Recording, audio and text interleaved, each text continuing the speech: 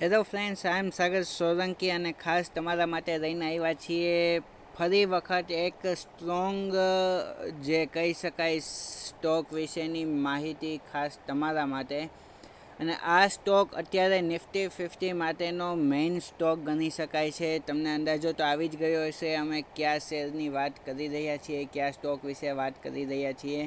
તો જી હા, અમે જે છે એ રિલાયન્સ શેર વિશેની ચર્ચા કરી રહ્યા છીએ કે જે રિલાયન્સ શેર અત્યારે નિફ્ટી 50નો મેઇન સ્ટોક છે. આપણા આખા શેર બજારનો મેઇન સ્ટોક અને મેઇન બ્રાન્ડ એ રિલાયન્સ કંપની એ આપણે ગણી શકીએ છીએ. અને એના સ્ટોક વિશેની વાત એ આજે આપણે કરવાના છીએ. વિડીયો શરૂ કરતાં પહેલાં અમે કહી દઈએ કે કોઈપણ જાતનો સ્ટોક કે કોઈપણ જાતની ખરીદી એ કરવી કે નહીં એના માટેનો આ વિડીયો નથી, પરંતુ ફક્ત તમારા નોલેજ માટેનો વિડીયો છે, તમારા નોલેજ પર્પઝ માટેનો વિડીયો છે. તમારી ખરીદી અને વેચાણ એ તમારા એનાલિસિસ ઉપર કરવા માટે નમ્ર એ અમારી અપીલ રહેવાની છે. તો ચાલો તમારો વધુ સમય ના રહેતા શરૂ કરીએ આજનું એનાલિસિસ. તો રિલાયન્સ શેર જે છે એના સ્ટ્રોંગ સપોર્ટ એ ક્યાં છે અને અત્યારે જે રિલાયન્સ શેર છે એ કયા સપોર્ટ ઉપર ટ્રેડ એ કરી રહ્યો છે. તમે જોઈ શકો છો કે થોડા સમય પહેલાં હમણાં શેર બજાર થોડુંક એ ડાઉન છે, કારણ કે ટેરિફના લીધે. તો જુલાઈ મહિનાના દરમિયાન એ 1541 સુધી એ રિલાયન્સ શેર ગયો હતો અને ત્યાંથી એ ફોલ ડાઉન આપી અને તેના પહેલાં સ્ટ્રોંગ સપોર્ટ એટલે કે 1395 રૂપિયાનું જે છે એનું પહેલું સ્ટ્રોંગ સપોર્ટ છે. આ 1395 રૂપિયાનું તેનું સ્ટ્રોંગ સપોર્ટ છે. એ પછી એના બીજા સ્ટ્રોંગ સપોર્ટ એટલે કે 1360 રૂપિયાને પણ એ 2 દિવસ પહેલાં જ હજી ટચ એ રિલાયન્સ કંપની દ્વારા એ થયું છે, રિલાયન્સનો સ્ટોક એ થયો છે. એ પછીનું સ્ટ્રોંગ લેવલ એ 1287 રૂપિયા છે. એ પછીનું સ્ટ્રોંગ લેવલ 1157 રૂપિયા છે અને એના પછીનું સ્ટ્રોંગ લેવલ 1113 રૂપિયા છે.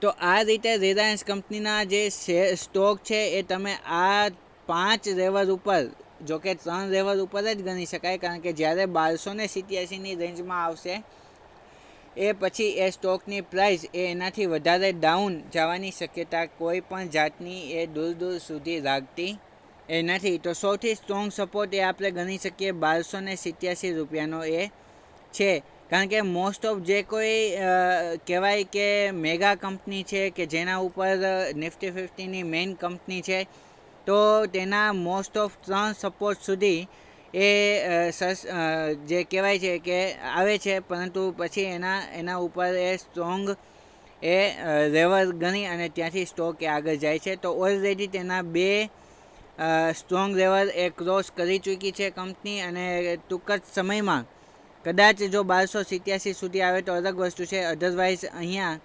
1357નો સ્ટ્રોંગ સપોર્ટ રહે અને કંપની ફરી એક વખત તેના પિકઅપ ઝોન તરફ આગળ એ વધી શકે છે. તો આ રીતે કોઈ પણ સ્ટોક છે એ કોઈ એક ઝોનમાં 100% એ બાઇંગ ના કરવું જોઈએ. 1 2 3માં તેનું બાઇંગ કરવું જોઈએ અને લાસ્ટ જે એમાઉન્ટ વધે છે એ નીચે આપેલા ચોથા સ્ટ્રોંગ સપોર્ટ ઉપર એ બાઇંગ કરવું જોઈએ. જો આ રીતે તમારું બાઇંગ કરવામાં આવશે તો મને નથી લાગતું કે તમને આગળ જતાં એ રિકવર કરવામાં અથવા તો પૈસાને લોસ કરવામાં કોઈ પણ જાતનો, અને પૈસાને એવરેજ કરવાથી સ્ટોકનો રેટ પણ ડાઉન હોય છે, જેથી કરીને સ્ટોક એ જ્યારે તેના ઉપર લેવલ તરફ આગળ વધે તો જલ્દીથી એ તમારું જે એવરેજ પ્રાઇસ છે એનાથી જલ્દી તમને નફો એ શરૂ થઈ શકે છે. તો આ જે સ્ટ્રોંગ સપોર્ટ છે એ કઈ રીતે શોધ્યા છે આપણે, તો એ કહી દઈએ કે જ્યારે આની પહેલાં એટલે કે મે મહિનામાં જ્યારે સ્ટોક જે છે 13થી 21 મેની વચ્ચે જ્યારે 1452 1470 તેનું ન્યૂ હાઈ બનાવી હતી. એ ન્યૂ હાઈ પછી જોઈ શકો છો તમે એ અહીંયા સપોર્ટ રહી અને ત્યાંથી એ આગળ વધ્યો હતો. એટલા માટે આ એનો સ્ટ્રોંગ સપોર્ટ છે. અને કહેવાય કે જે એ ઝોન હતો એ હતો 1395 રૂપિયાની આજુબાજુ છે, બરાબર છે. એના પછીનું સ્ટ્રોંગ સપોર્ટ હમણાં જ ક્રિએટ કર્યું છે, જે આપણે 1360 રૂપિયા છે, તે તેની 1540ની સપાટીએથી અહીંયા એ રેઝિસ્ટન્સ રહી અને આગળ એ સપોર્ટ રહી અને આગળ વધ્યું છે. અહીંયા સપોર્ટ લીધા પછી આ એનું રેઝિસ્ટન્સ એ બની ગયું છે. જ્યારે આ રેઝિસ્ટન્સ બ્રેક થશે એટલે ફરી પાછો એ સ્ટોક જે છે એ 1500 રૂપિયા બાજુની એ સ્પીડ એ પકડશે. એ પછીનું ત્રીજું જે સપોર્ટ છે એ જ્યારે એપ્રિલ મહિનામાં 2025ના એપ્રિલ મહિનામાં ત્યાં એક થોડો સમય માટે હોલ્ડ એ થયેલો છે.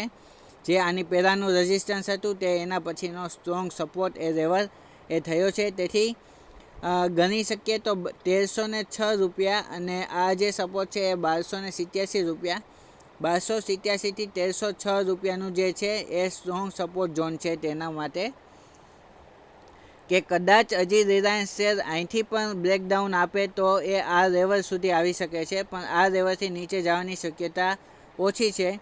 છતાં જો એ લેવલથી નીચે જાય તો તેનો સ્ટ્રોંગ સપોર્ટ એ 1105 રૂપિયાનો છે, જે અહીંયા જોઈ શકાય છે. અધરવાઇઝ તેના બીજા એની પહેલાંના સ્ટ્રોંગ સપોર્ટ એટલે કે જે આ જે સપોર્ટ છે 1158 રૂપિયાનો એ એનો ખૂબ જ સરસ અને ખૂબ જ સ્ટ્રોંગ સપોર્ટ છે કે તેનાથી નીચે તો પોસિબિલિટી એ ઓછી છે. તો આ રીતે જો તમારે રિલાયન્સ શેર લેવો છે અને તમારી પાસે 1 લાખ રૂપિયાનું ઇન્વેસ્ટમેન્ટ કરવાની શક્તિ છે તો સૌથી પહેલાં સપોર્ટ ઉપર એટલે કે હાલમાં પણ જો તમારે લેવો હોય તો લઈ શકો છો. 10,000 રૂપિયાનું પરચેસિંગ અહીંયા કરી શકાય છે. 1360નું લેવલ જ્યારે આવે ત્યારે જે 10,000 ઇન્વેસ્ટ કર્યા હતા એના ડબલ એટલે કે 20,000 ઇન્વેસ્ટ કરવાના અને એના પછીના સ્ટ્રોંગ સપોર્ટ ઉપર 30,000 ઇન્વેસ્ટ કરવાના અને એના પછી જો એ બ્રેકડાઉન આપે તો આ લેવલ ઉપર તમારે તેનું એવરેજ કરવા માટે 60,000 રૂપિયાની ક્વોન્ટિટીથી એ બાય કરી શકો છો. અધરવાઇઝ 40,000ની ક્વોન્ટિટીથી બાય કરી શકો છો. આ એક એક્ઝામ્પલ છે. માની લો તમારી પાસે 50,000નું એમાઉન્ટ છે તો પહેલા સપોર્ટ ઉપર 5,000, બીજા સપોર્ટ ઉપર 10,000, ત્રીજા સપોર્ટ ઉપર 30,000 અને પછીના સપોર્ટ ઉપર 20,000નું બાઇંગ એ કરી શકાય છે. આ રીતના તેના 3 લેયર હોય છે. કોઈ પણ એમાઉન્ટ કોઈ પણ સ્ટોક જ્યારે બાય કરવો છે ત્યારે આ રીતે 3 લેયરમાં અને 3 સ્ટેપમાં બાય કરવા જોઈએ, જેથી કરીને તમારી એવરેજ પણ મજબૂત બનશે અને જ્યારે સ્ટોક એ તેના સપોર્ટ રહી અને રેઝિસ્ટન્સ તરફ આગળ વધશે તો જલ્દીથી એ તમારી જે એમાઉન્ટ છે એમાં તમને નફો દેખાવાનો એ ચાલુ થઈ જશે. જો વિડીયો તમને ગમે છે અમારા તો જલ્દીથી અમારી ચેનલને સબસ્ક્રાઈબ કરી દો, કારણ કે સ્ટોકને લગતી બધી જ જાણકારી એ તમને દરરોજ કોઈ એક સ્ટોક વિશેની જાણકારી અમે તમને આપી રહ્યા છીએ. અને એટલું જ નહીં પરંતુ તમારે કોઈ પણ એવા સ્ટોક છે કે જેના ઉપર માહિતી જોઈએ છે તો જરૂરથી અમને કોમેન્ટમાં જણાવશો, જેથી કરીને અમે એ સ્ટોક ઉપર એ વિડીયો એ બનાવશું, એના ઉપર એનાલિસિસ કરીને એના ઉપર વિડીયો બનાવશું, જેથી કરીને તમારે જો એ બાય કરવો છે તો કયા લેવલ ઉપર અને કઈ રીતે અને કઈ ક્વોન્ટિટીમાં બાય કરવો એનું નોલેજ તમને મળે. અમારી કોઈપણ જાતની લેવાની કે વેચવાની તમને રિકમેન્ડેશન અમે દેતા નથી. ફક્ત તમારા નોલેજના પર્પઝ માટે અમે આ એ વિડીયો બનાવી રહ્યા છીએ. જો વિડીયો ગમ્યો છે તો જલ્દીથી તમારા ફ્રેન્ડ સર્કલમાં પણ શેર કરો, જેથી કરીને એ લોકો પણ એ ખોટમાં એ ના જાય અને જલ્દીથી એ પ્રોફિટમાં એ આવી શકે એના માટેની આ પ્રયત્ન છે. તો બસ આજના વિડીયોમાં આટલું જ. નમસ્તે.